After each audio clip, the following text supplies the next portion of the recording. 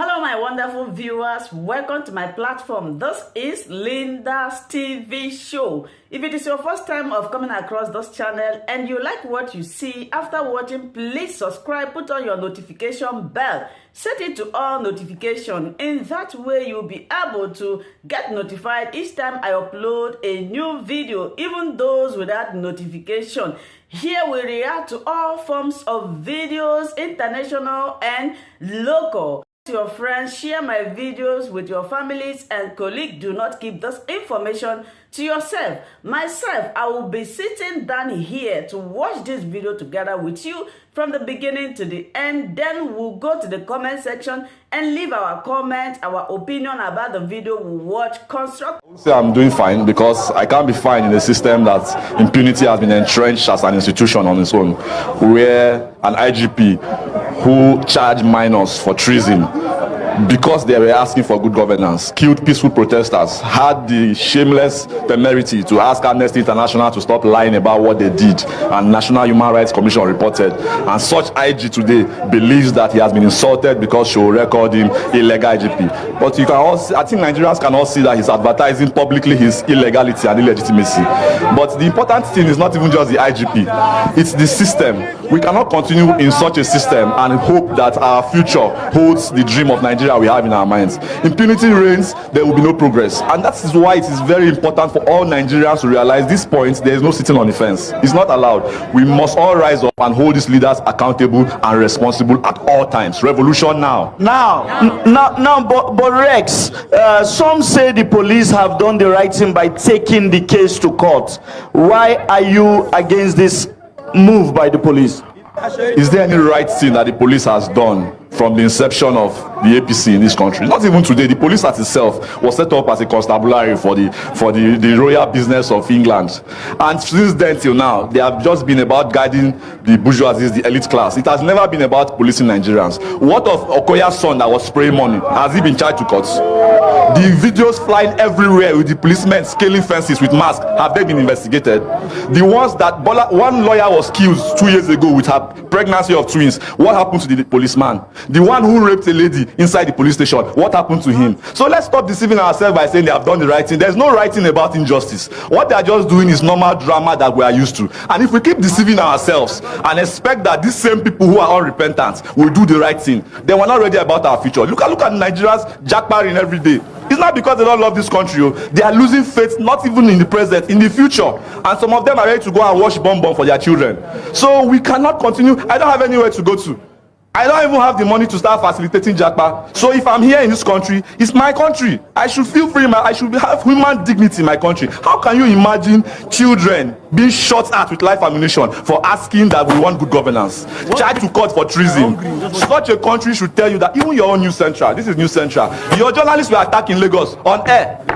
What did you do about it? What did the police do right about it? Did they charge those people to court? They are the ones who use the same hoodlums around us. So the only problem we've been having in this country since is one, ignorance, and two, fear. When people say they divide us with religion, ethnicity, and that, if we are knowledgeable enough, religion and the rest will not be our problem, because in the Senate House, in the National Assembly, Christian, Muslim, Hausa, Igbo, Yoruba, they all dwell there. They share SUVs without any problem. When Tinubu increased their constituency allowance, they forgot their party lines. They were all singing "On Your Mandate We Shall Stand." What about us? We, these oppressed people, when we decide that we too want to be united, already our sufferings are uniting us. Look at hunger, look at fuel, look at groundnut oil. So we must come to that point where you, the media, the security agencies, the civilians, must realize that Nigeria's liberation has become a responsibility for us. Now let me just cut you short here. Yes. Let me cut you short here.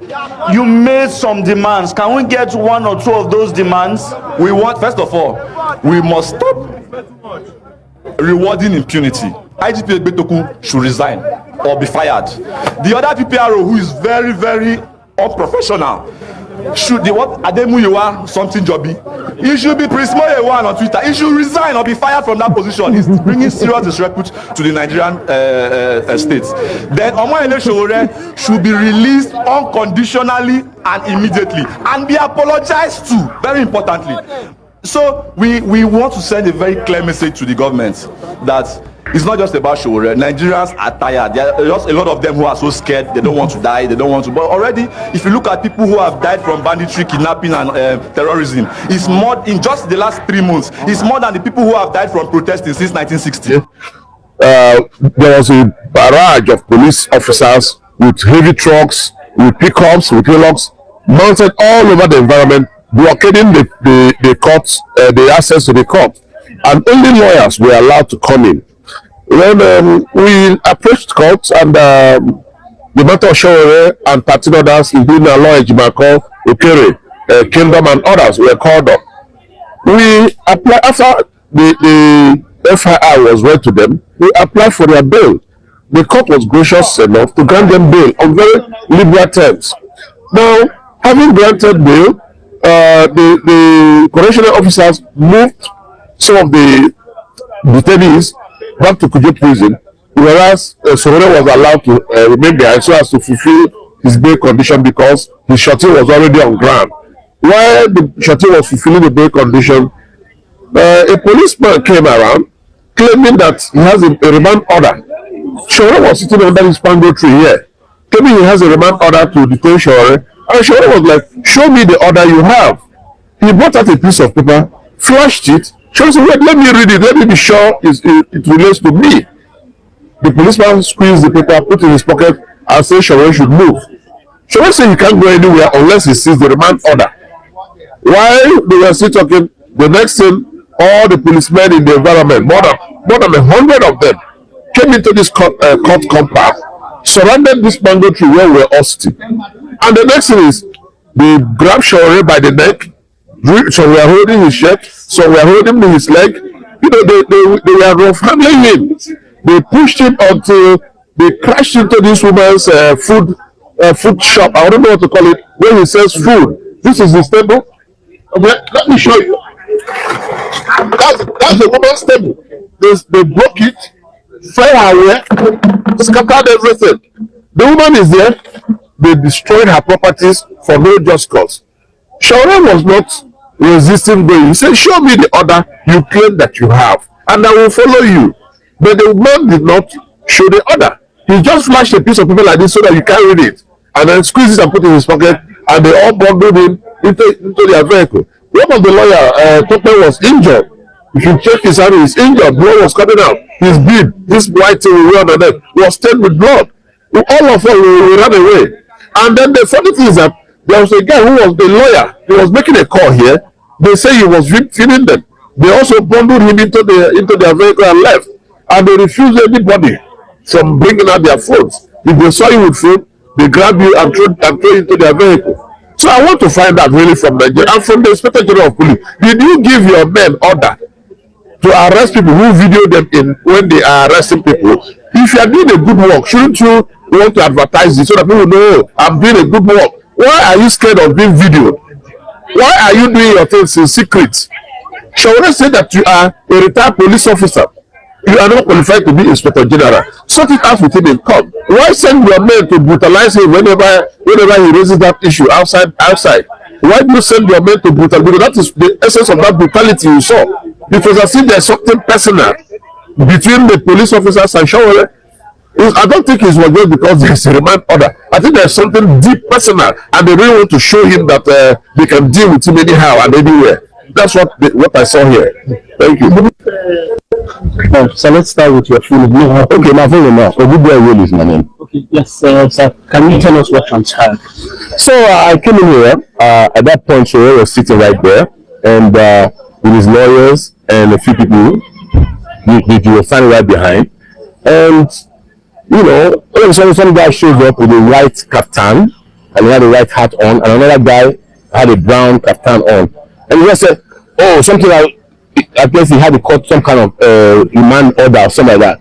And then they said, "Show us the order." The man had in his pocket. Said, "No." The person came and said, "You're filming me here. Everybody shut your camera down." As he was talking, his militarized police were all over the place.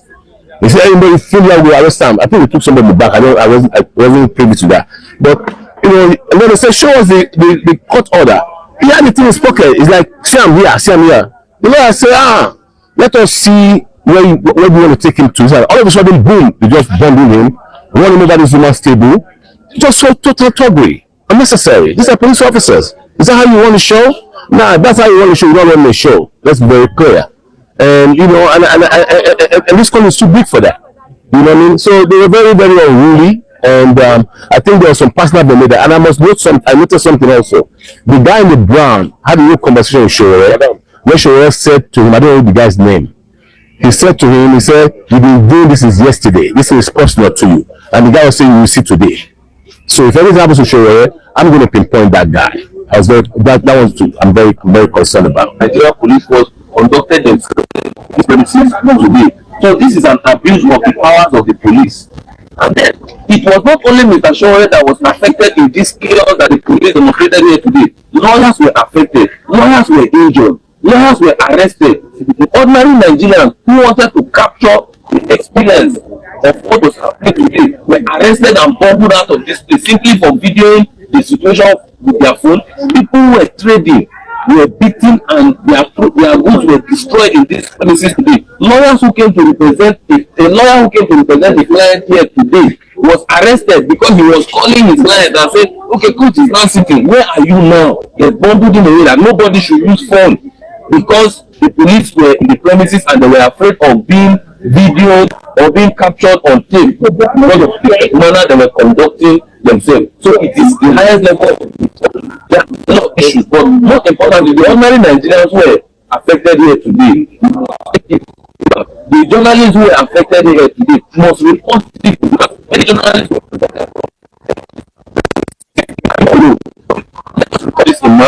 yes, we don't even know the lawyer. We are trying to look for the client who he came to represent, but he has been arrested and bundled out of this place today. So it's a shameful situation. It's unfortunate. It's an abuse of power, and it is not something that we expect that Nigerians should continue to do because they brought Mr. Showore here on the purported allegation that Mr. Showore has flaunted and violated court order. Meanwhile, they have flaunted and violated the court order granting Mr. Showore bail here because they did not allow him the opportunity to perfect his bail. If you grant somebody bail and you give the person condition, bring a shorty. It is for me to now call somebody that I know meets the bail condition to come and shorty me. They have not even given him the opportunity to call anybody or to discuss with anybody to come and stand shorty for him. But we are working on all that procedure as it is now. Oh my God. Thank you for joining us today. It's my pleasure, staff. There are fears about what is currently going on with Nnamdi Kanu's case. I spoke with Lolo in America today, Madam Pinto, and she was in court. If you had seen some of the videos out there, she was in court today having to represent or rather be part of the witnesses to the case. And I interviewed her during the World News at 6, and she said that most of the clement pleas that were given by Nnamdi Kanu, that the court refused to adhere to it. According to her, she feels that the judge was harsh and refused to grant Nnamdi Kanu some of his pleas. I asked her why the legal team were discarded by Nnamdi Kanu, the entire legal team, and she said it feels like there is nothing more they can do. They've exhausted all they can do. But Omoyele Showore's lawyer is saying something else during the World News at 12 when she was being interviewed, and what he said was that they petitioned all of them, and so Nnamdi Kanu decided to let them go for their petition. So it doesn't seem like because of him, lawyers who have attained a certain height may be disbarred or something. I don't know how that factors in, but Barrister Tunji Abdulhamid said he doesn't believe that, and that Nnamdi Kanu discarding his legal team is very dangerous for him. It's not going to help his case. He doesn't understand what he's up to or what he's doing, and this will not help to facilitate or prove any form of clarity concerning what is ongoing. He may be able to defend himself, but there are some things that lawyers would know, and some terminologies, some technicalities involved that he may not know, no matter how ingrained he is on the case. Barrister Tunji Abdulhamid also believes that, because I asked him, I said, what if these key witnesses Nnamdi Kanu has called out do not appear in court? What does that mean for his case? And the court only gave Nnamdi Kanu just 6 days. In 6 days, Nnamdi Kanu is meant to cross-examine almost more than 10 or 12, 23 witnesses, and some of them are 7 governors, both former 7 governors, persons of high position. So they have filed out the summon today. The court has asked all the persons mentioned by Nnamdi Kanu to appear in court as soon as possible, meaning that by tomorrow the cross-examination of Nnamdi Kanu will commence. The question is this: what if they do not appear? What happens? That's one. That's for tomorrow. I think he'll make a list of certain persons he's meant to cross-examine. So if you don't come tomorrow, what then happens? He just has 6 days to prove his case. What would you say to this? Now, Esther, things are getting messier here. Any stampeded judgment is not a judgment, because that is what is looking like.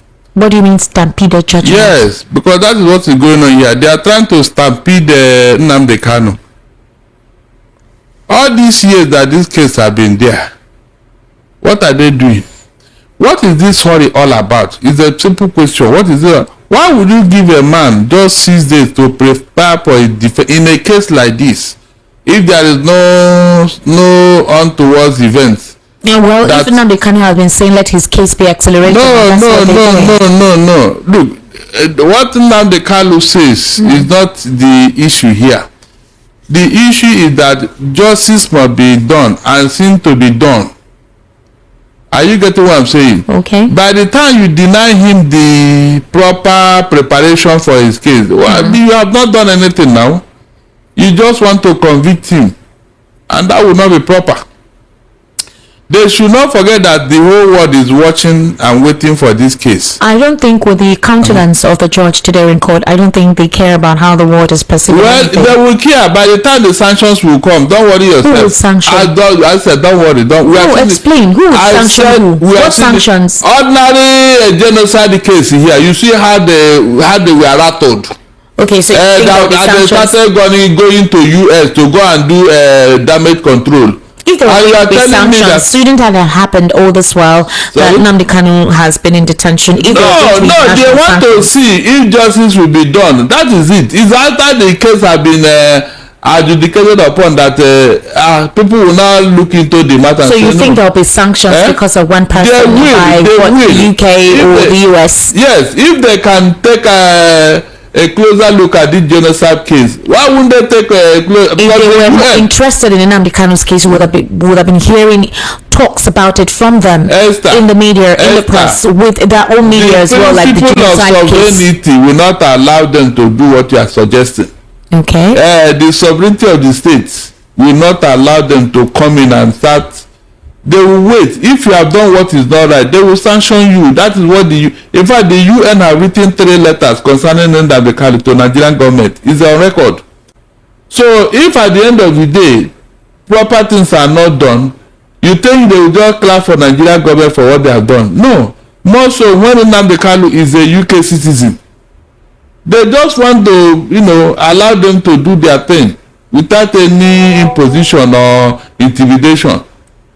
But this particular idea of 6 days notice or whatever, sincerely, it doesn't. It has started counting. It's no longer 6 days. It's 5 days now. It doesn't all go well. It doesn't, because from the time the prosecution closed their case, recently when this matter came up, it was almost two months plus. Is that not true? Yes. That gap, what were they doing with it? But you know that Nnamdi Kanu recently found that he was supposed to go to a national hospital for checkup, and that was when the issue of his e-health started. Now it started recently, but between that time and when this, what were they doing?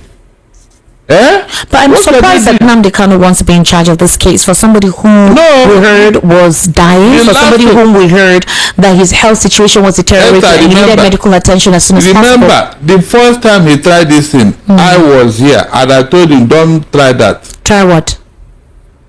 Trying to take over his case. On what ground? No, on what ground? If he has any legal background, I would say okay, but it's not possible. And a matter like this, if it's a landlord and tenant case, your lawyer can sit in for you, or you can stand in for yourself, but not in this matter. Not in this matter.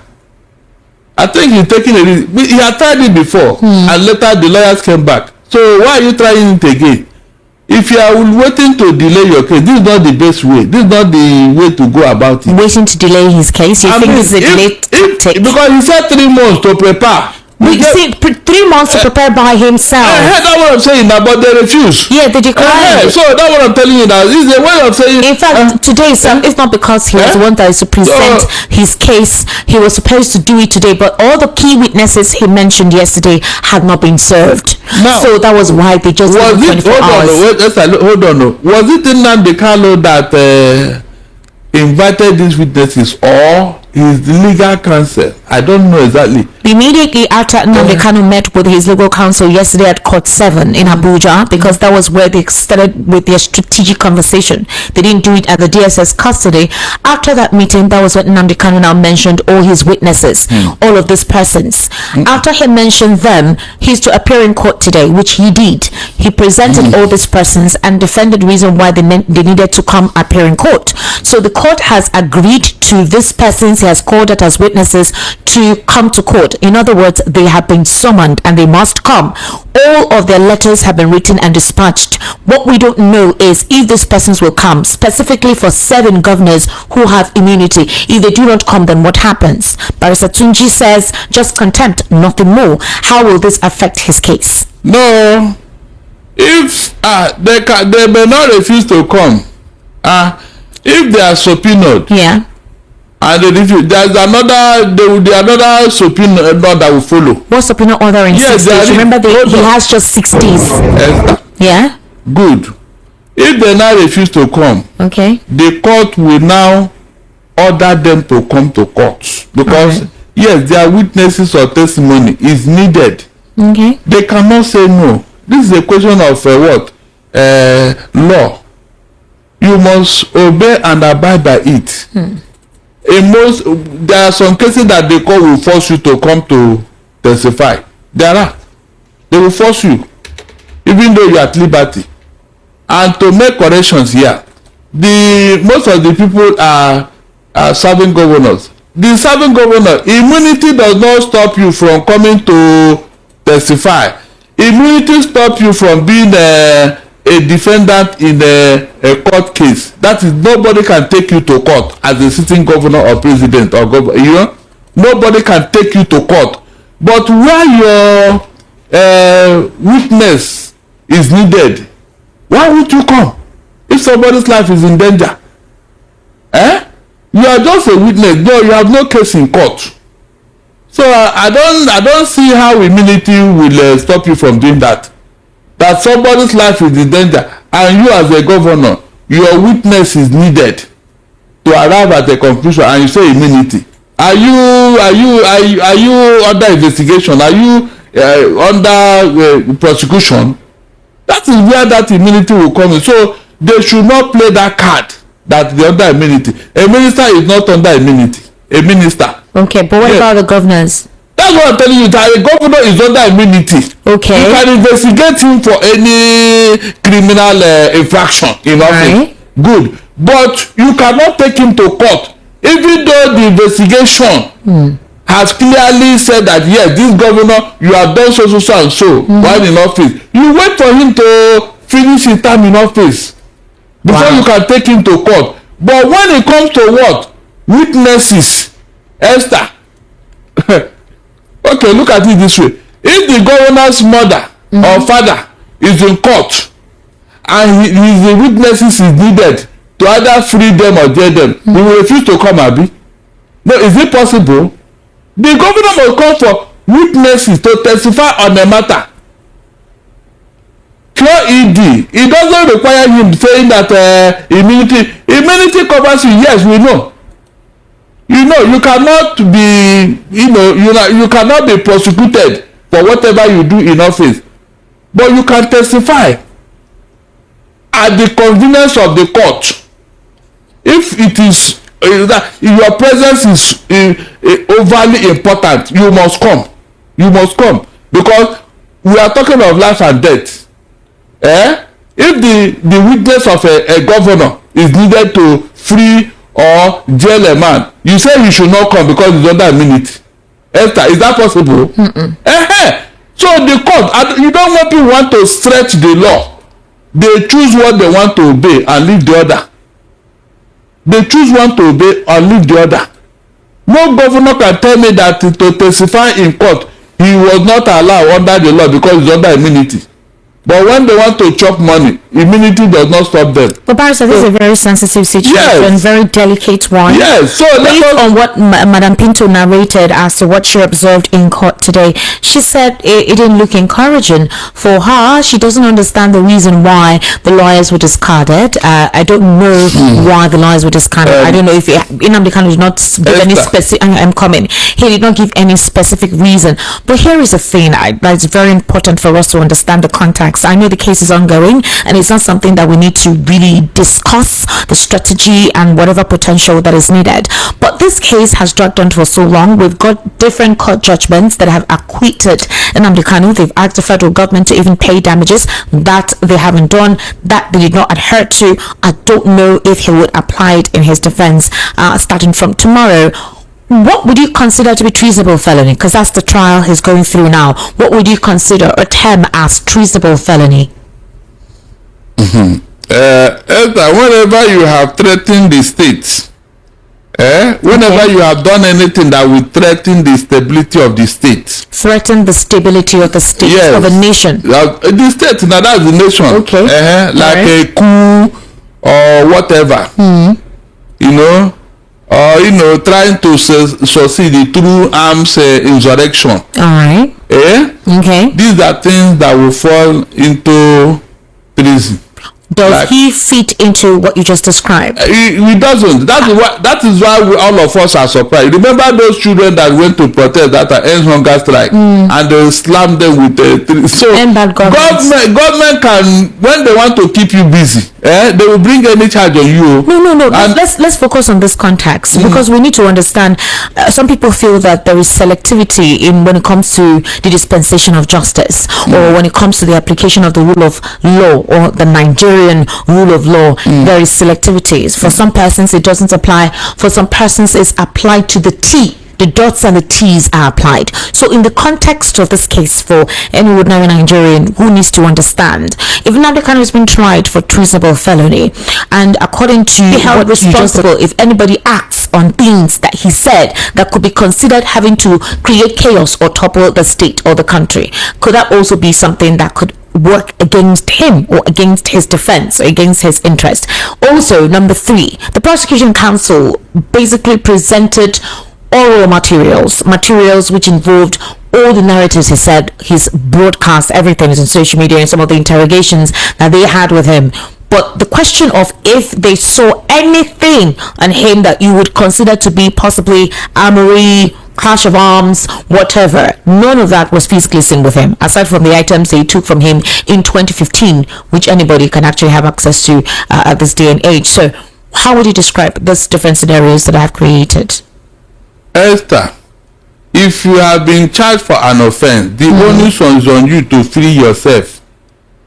Are you getting me? Okay. Yes, the onus is on you and your counsel to free yourself from such a charge. All right. This is what the federal government is alluding. The onus is on Kanu's lawyers to say no, under the law, this thing does not qualify to be treasonable felony. With the relevant sections of the law and all that. So that is where we are. All those things that the federal government is doing, they know where they are going. They are looking for how to shorten Nnamdi Kanu down. Because if we go by what has happened before and the court judgment in favor of Nnamdi Kanu, he ought to be free by now. But the federal government is looking at a situation whereby they will be at the receiving end and then pay all that compensation that the court have said they should pay Nnamdi Kanu. You see, these are the reasons why they are trying to make things difficult.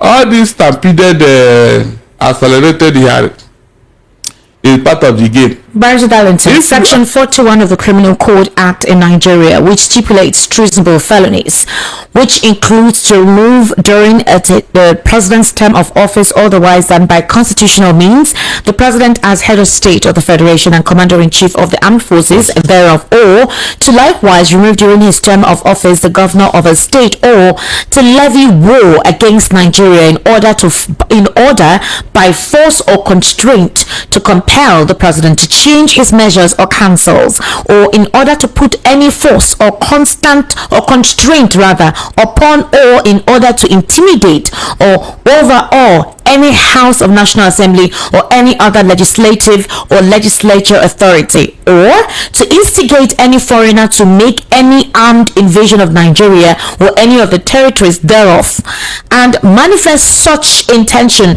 by an overt act, is guilty of a felony and is liable to imprisonment for life. A person charged with any of the felonies defined in this section is not entitled to be acquitted on the ground that any act proved to have been committed by him constitutes the offense of treason, but a person who has been tried and convicted or acquitted or on the charge of any such offense cannot be afterwards prosecuted for treason in respect of the same facts. Esther, the Nigerian state and the officials have done all these things put together. They have, either directly or indirectly. So if they want to prosecute, they should have started from the beginning. It was in this country that some people, officers of state, because of the power that they have, they went outside this country to bring in terrorists into this country. True or false? Is that not a fact? True. It got so bad that our elder statesmen had to go and sue Buhari in court for 50 billion naira because he was the arrowhead of insecurity in Nigeria. I'm talking of a sitting president. We were here when El Rufai and some other Kawu Balaji, all of them, they told us how they brought these people. Esther, what happened to all those people?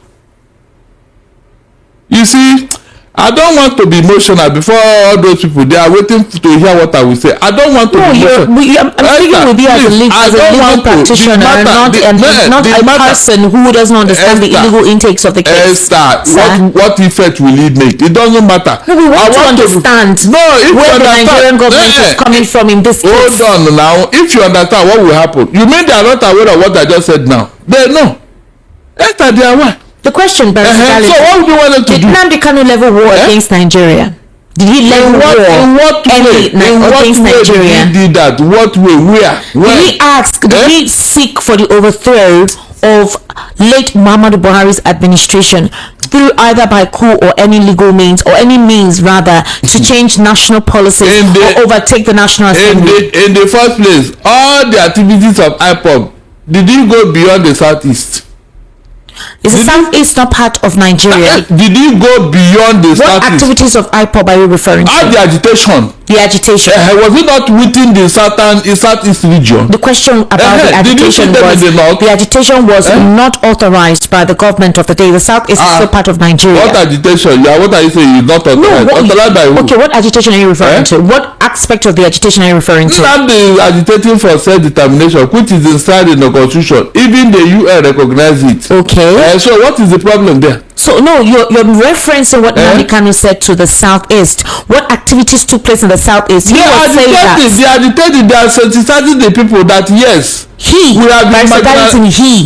Barrister Darlington, Nnamdi Kanu was agitated. IPOB as an organization, and is the leader of that group. He has never denied IPOB. Nnamdi Kanu never denied IPOB. Okay, so Barrister Darlington, what that means in the agitation could you consider to have been unlawful that may have threatened the sanity of the federal government or the country? Look, Esther, the federal government is shopping for what? Evidence. They don't have any. They don't have any. So there is no evidence. So the question is, why is the trial ongoing then if there is no evidence? Esther, look, after God, the net power is government. Are you aware? Barrister, we need clear terms. I am telling you now that, look, government can put you away down. Government can put you. There are so many people in detention now.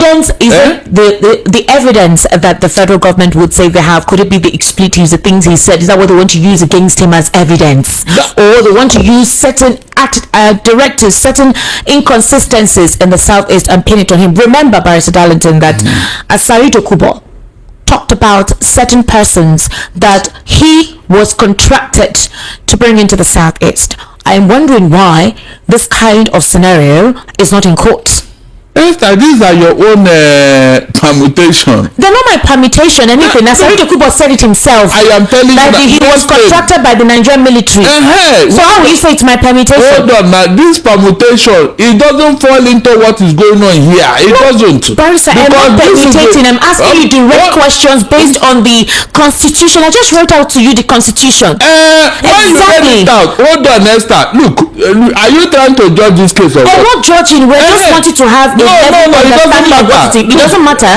It doesn't. Seriously, it doesn't. Whatever I say here, government know what they are doing. They are looking for a scapegoat here. Why you? The way you are saying it, I salute the person working for the federal government. What is treason there? So it's not treason. He's working for the federal government.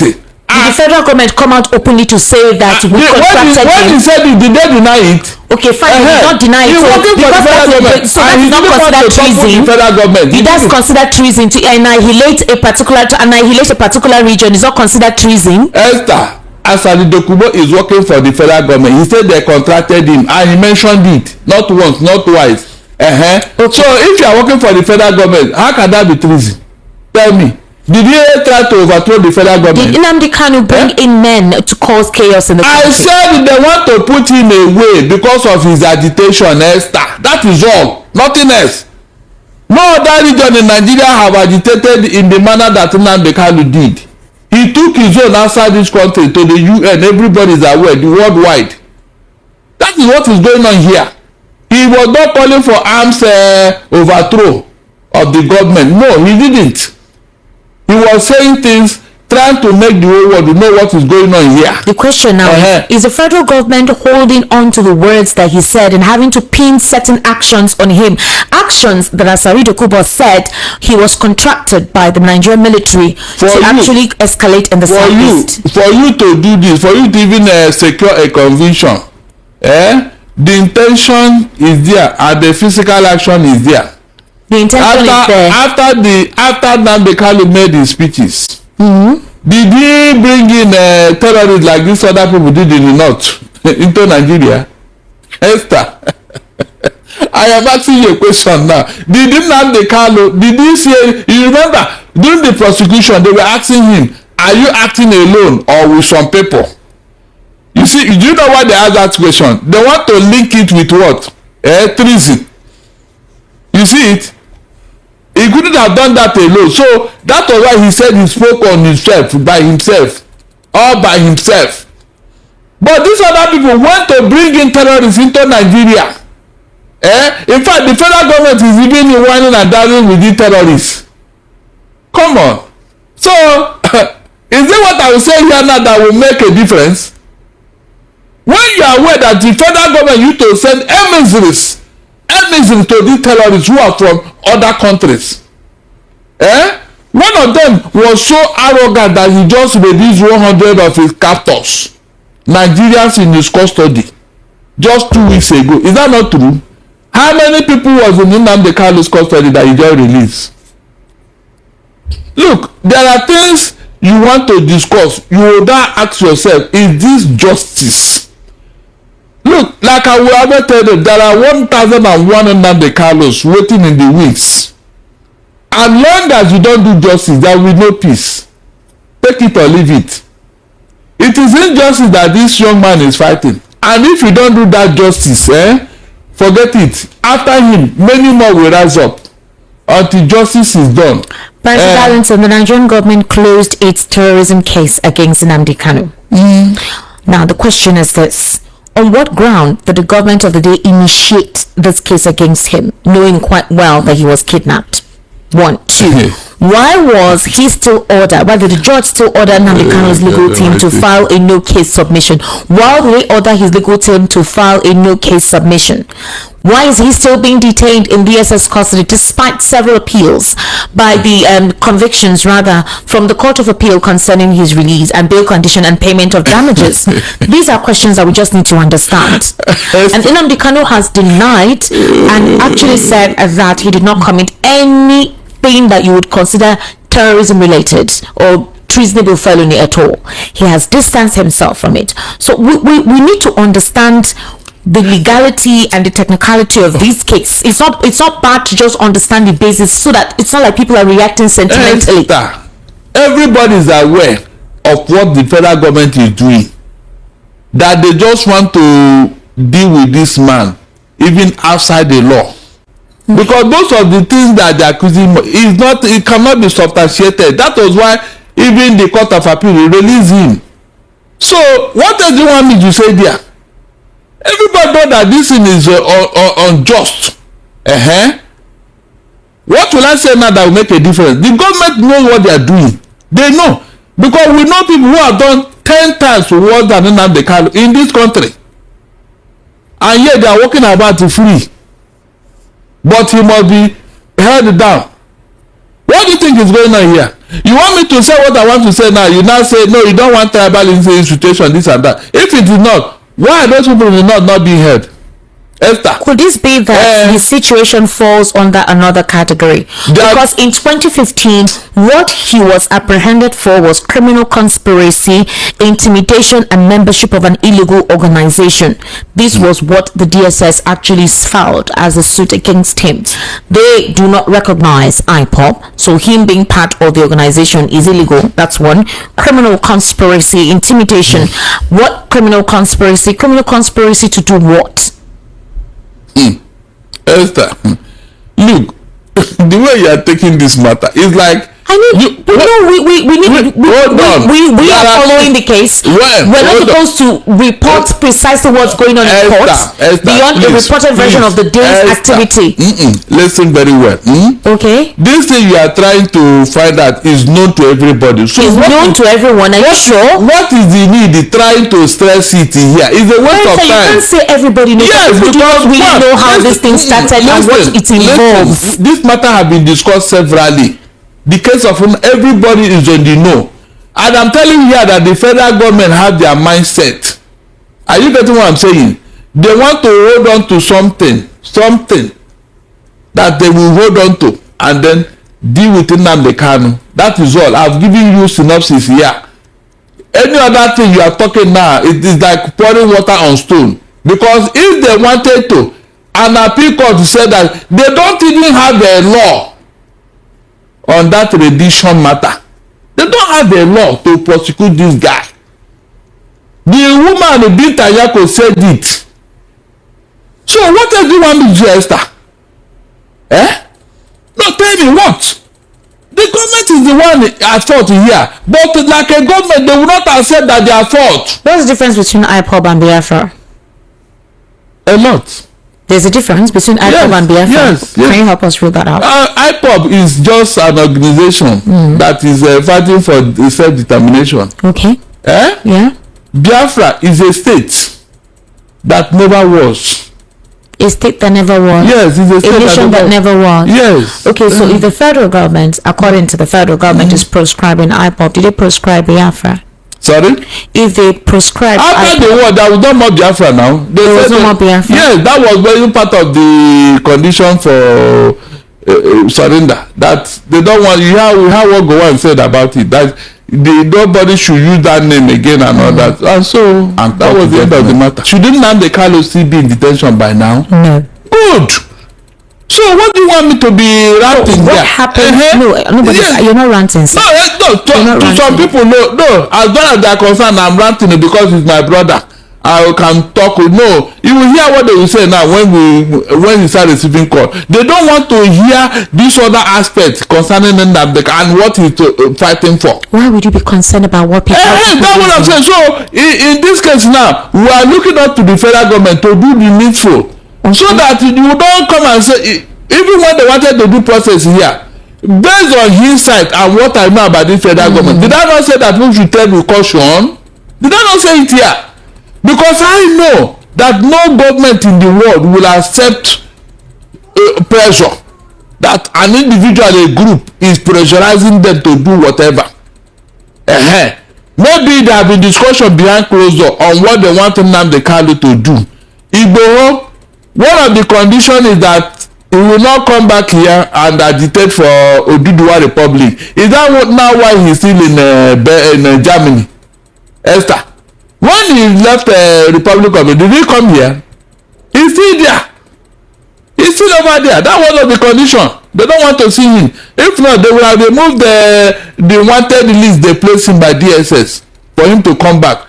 So there are things that you cannot say, but it is obvious to everybody. It's obvious. Nnamdi Kanu is under what? Persecution, not prosecution. The mere fact that they are giving him 6 days to prepare for a case like this, does it not tell you something? Am I the one that will say no, they should not do it again? You can see. This case, everybody knows the genesis. They were protesting without even a stick. They were just marching, doing parade, you know. That is all. But because the thing was gaining momentum, people are beginning to listen to him and all that. The federal government under Buhari became what? Agitated. And then released army on them and started killing wherever they are seen. They are is that not what happened? Most Nigerians don't know this, Esther. They didn't know where this young man said, look, we are going to defend ourselves. It was at Enugu in a primary school where they went to hold a meeting that morning. I don't know who told them. The police and army went there, surrounded the place and opened up fire. Only few of them left that spot. Only few of them left that spot. But we've seen videos of Igboho with some traditional leaders very recently when he returned. I think the talk is for his accounts to be unfrozen because they froze all his accounts and to remove that whole whatever on his back as to the fact that he is a wanted person. You know, that's what he asked the government of the day to erase. But a couple of persons said he has shown humility, he has shown remorse, and that is one aspect that has worked. So why can't they give such a privilege to Nnamdi Kanu? Why? All the while he was in prison, did the DSS say that he was? What if there are conditions that he has refused to adhere to? Like what? Maybe they've asked him no longer to agitate or IPOB. They've asked him to stop all of that. Look, agenda. I am telling Nnamdi Kanu here. These are part of the reason why Abiola is not alive today. Okay. Abata gave him conditional bail, which he refused. In fact, Nadeko told him, don't agree. Can a son be a slave in his father's house? Abata said, look, forget this your agitation. Go anywhere, go and treat yourself and all that. But Nadeko told Abiola not to agree. They told him not to agree. You can imagine. So if such offer have come to you, Nnamdi Kanu, take it. I'm saying it here openly, take it. It is, they say, he who fights and run away live to fight another day. So they ask him to stop. If they give you such, I'm just saying it to. Okay. If they give you such condition, take it. After all, you're a UK citizen, you can go back there. You remember when Justice Binta Nyako had actually asked that the team of Nnamdi Kanu and the federal government should look for political solution. It took a very long time. They did. We heard that maybe that was one of the conditions, and he did not. You know, but it was not clearly stated. We don't know. So we don't know. But I know that the moves were made, but we don't know what transpired. But whatever condition, Nnamdi Kanu, whatever condition they are giving you, take it. At least get out of that place. Go back to your UK days. What if but they don't give him his passport? Sorry? Because what if he's released and his passport is not given to him? What are you saying? How will he now leave Nigeria? That will be part of the condition. Go back to where you are now. You cannot start a war from UK now. You can't. But most of the broadcasts were done that. No. Whatever you are broadcasting, you can no longer. Someone was broadcasting from Finland. So all this is a thing that will teach you a lesson. They said the wise boy, how many times will something happen to you before you learn? He said no. You use what happened to others to learn a lesson. All right. Barrister, by tomorrow, Nnamdi Kanu will commence cross-examination with his witnesses. I don't know if they've been able to send the summons to them. The court has summoned that they must all appear. They've approved of his witnesses. The court has said that they should be summoned. So from tomorrow, his cross-examination with his defense will begin. He has no legal representative. He is one presenting or representing himself. So I don't, well, like I said, his days are already counted as from yesterday. We only gave him 24 hours. So right now, the summons and the dispatch have been sent to all the witnesses that, you know, he ruled out yesterday. So from tomorrow, he'll appear in court, and then we get to hear and see what that would entail. And if nobody comes, we don't know what it means. How many persons per day, since it's 6 days, that he would need to speak with or cross-examine will all be determined by the court. Kanu Agabi, the former Attorney General, and that is his lead counsel. Didn't you hear me say that they have all been discarded? He has asked them to step down. No, Nnamdi Kanu cannot do that. What do you mean Nnamdi Kanu cannot do that? No, you can't take such a risk. No. What are you saying? No matter how knowledgeable. Didn't you listen to the news? I know. Didn't you see the video? I am advising against it. No matter they even address the press. Oh God. I know what. Look, Esther, I'm not doubting you, but I'm telling that it's not proper. It's not proper. That's what I'm saying. The court accepted. The court accepted him to represent himself. I mean, they want him to rope himself in now. No matter how knowledgeable you are, you will not know the legal terminologies that will ensue. They will use it against you. Yes, you wouldn't know. You wouldn't know. A man was somewhere where they wrote an agreement to somewhere. And he saw consideration. He was asking them, what am I going to consider here? Well, Barrister, he didn't know that we are talking about money. For him to propose. So what I'm saying here is that he should not do that. He shouldn't. Well, nobody should advise him to go that route, no matter the. Does it sound like someone that was advised to go that route? I don't know. Decision, does it sound like somebody advised him? He has done it before, and I kicked against it. In fact, there was a time he insulted everybody from the. Well, Barrister, the thing is, tomorrow Nnamdi Kanu is presenting his. Hello, my wonderful people. As we have finished watching this interesting video, please, I want to see your comment, your contribution, your opinion in the comment section. Like I said earlier, let us do it constructively. Tell me what you think about this video that you have just watched, and also about the platform. If you haven't subscribed, what are you waiting for? Please remember to subscribe, put on your notification bell, share this video, and remain blessed.